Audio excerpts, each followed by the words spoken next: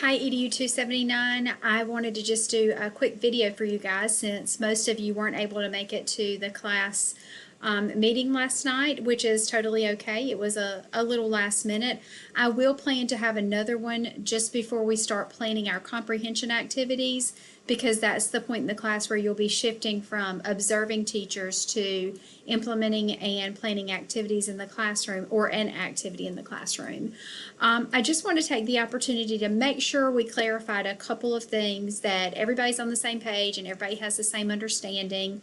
First and foremost, I want to be sure everybody understands that the research is pretty clear that the reason that reading achievement scores in the third grade are so stagnant, they're low, but they also aren't changing much. They're not getting much better, they're not getting much worse, is because the approach that we're taking to teaching reading is not effective. And the state of North Carolina has recognized this, and they have started an initiative to have all of their elementary teachers across the entire state trained in a research-based literacy program called LETRS, L-E-T-R-S. I am going to add a video from a school in Onslow County. The whole district, all elementary schools in Onslow County, piloted this LETRS program, and this video is going to have a teacher speaking on there about her experience with learning about LETRS and implementing LETRS strategies in the classroom. So I want to be clear that what I'm not saying, and no one is saying that teachers aren't doing their job or they're not working hard enough. It's that the way they were trained to teach reading and writing was not effective enough. The LETRS program is very systematic and very direct instruction based, and also based in the concept of an assessment cycle where you teach, you assess, and then you use your assessment information to plan. I'm going to pull up and share my screen real quick now with something that you should all be familiar with, because it was part of your reading assignments, and it's not quite fitting in the screen, but I think you guys can see well enough. This is Scarborough's reading rope.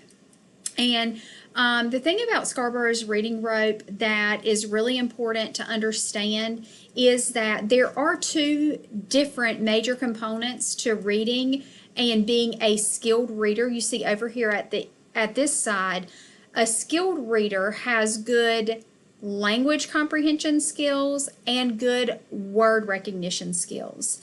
For the rest of this course, we're going to be delving into these strategies and skills that children need to master in order to be a skilled reader. And the LETRS program and the science of reading research shows that these are the things that children have to be able to do in order to later be skilled readers. So as they are beginning reading instruction, those skills are focused more on word recognition skills, so phonological awareness, decoding, which is also often called phonics, and sight word recognition. So in order to decode or recognize words effectively, these are the skills that children need. And then on the other side of the spectrum, they have to have these language comprehension skills. When we think about language comprehension, we think about background knowledge, life experiences, facts that they know in order to be successful. And not to get too deep into this, but background knowledge is one of the major reasons that children that come from lower socioeconomic status struggle with language comprehension, because they may not have the life experiences. Their life experiences may be very limited. Going along with that is vocabulary, the understanding of language structure, verbal reasoning, and then the understanding of literary concepts overall. So these two pieces come together, and I hope it makes a lot of sense to you. The more you think about it, it should make a lot of sense. Is that First and foremost, to be skilled readers, students have to be able to code. They have to be able to recognize words and not focus so much on decoding that they free up parts of their brain that is able to comprehend language. So what you see is these word recognition skills being taught first and very systematically, and then the language comprehension skills being embedded later. Now, language comprehension skills are taught earlier on in preschool and kindergarten through whole group reading, but what Scarborough's reading rope is really looking at is how well students comprehend what they have read. So of course students have to be able to decode and recognize words before we can see how well they comprehend what they are reading. So as teachers, we practice language comprehension skills earlier before students are reading to build their capacity and to give them background knowledge to develop vocabulary and things like that.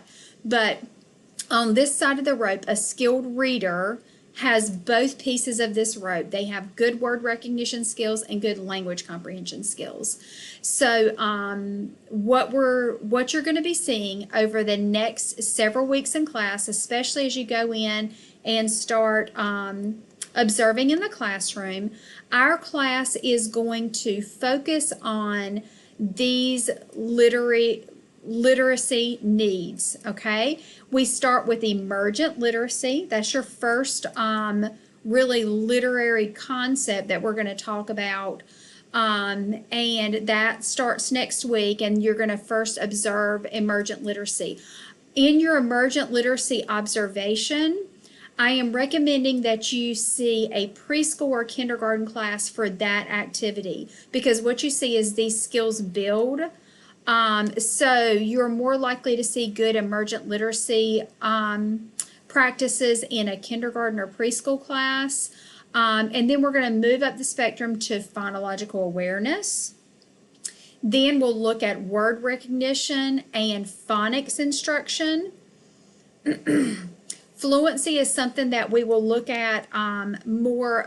You will observe fluency, but we'll have some videos to demonstrate what fluency looks like and how you might practice fluency skills. You will observe for vocabulary instruction, vocabulary development. So you can see we're moving from the decoding end of Scarborough or side of Scarborough's reading rope into the more comprehension side of Scarborough's reading rope. So these first skills, emergent literacy, phonological awareness, will be best observed in a younger group of students, and then as you move through, you should be able to go through different grade levels and see this. The most important thing is when you are setting up your observations that you let your principal and the teachers' classrooms you're visiting know what you're observing for, because you want to be sure to come at the time when you're most likely to see this type of instruction. The last thing that I want to be sure that everybody is aware of is that from here on out in this semester, before you observe in a classroom, it is best to review your reading and some of the course concepts before you go and observe in the classroom, because you're going to be doing some very focused observations. I want to see you making connections, which you guys are already doing a great job of in your journal, making connections between what you're reading and what you're learning from in these modules online, and applying that to what it looks like in the classroom. Okay, so review the materials that are available to you in Moodle before you observe in the classroom. You don't have to read everything in detail, because I understand you got to work around your schedule and not everybody's on the same schedule, but do be familiar with the topic before you go and observe in the classroom. I hope this little video has been helpful. I hope it is helpful for you to see how we were looking at more bigger concepts of literacy in general, understanding why there is such a disparity in reading scores, and what the science of reading research is telling us needs to be done about that. And this systematic, intense instruction is what is missing from current reading instructions. But teachers are now being trained in this new way of reading instruction that is more intense and more systematic.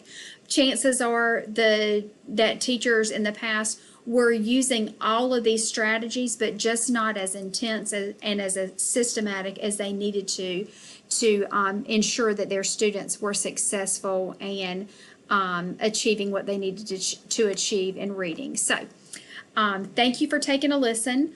Please do watch the video that I've linked in so you'll understand what's going on in the state of North Carolina and across the United States as far as this initiative to follow the science of reading, and to also understand why the videos and things that you're going to see embedded in the class show such systematic approaches to reading instruction and why that's effective.